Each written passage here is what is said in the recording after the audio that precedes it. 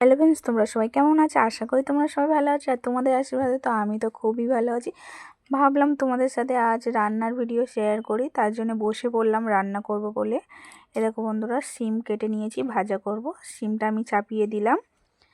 সিম ভাজা করব আর মটরশুঁটি আলু মাছের ঝোল। এরকম বন্ধুরা, সিমটা ভাজা কমপ্লিট, মাছটা চাপিয়ে দিলাম ভাজার জন্য। মাছ ভাজাও কমপ্লিট হয়ে গেল আমার।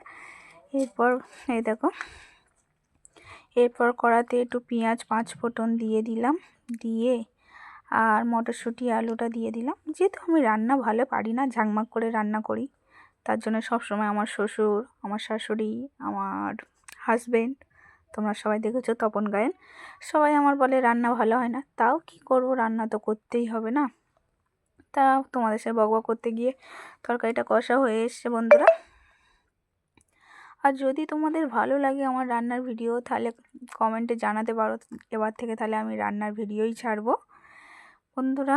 তোমাদের সাথে গল্প করতে করতে আমার তরকারি কষা কমপ্লিট। এরপর আমি জলটা ঢেলে দিলাম।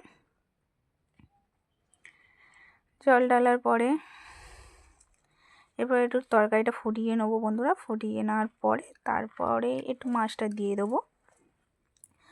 তা আমার তরকারি ফোটা কমপ্লিট। এরপর আমি মাছটা দিয়ে দিলাম। যেহেতু কী করবো বলো বন্ধুরা, একলা হাতে রান্না করতে হবে, তার জন্য একটু কেটে কেটে তো যাচ্ছে ভিডিওটা। তো মাছ দেওয়া কমপ্লিট, দেখতে পেলে তোমরা। এ দেখো বন্ধুরা, তরকারি কমপ্লিট কেমন হয়েছে, আর এই ভাত কেমন হয়েছে তোমরা কমেন্টে জানাবে।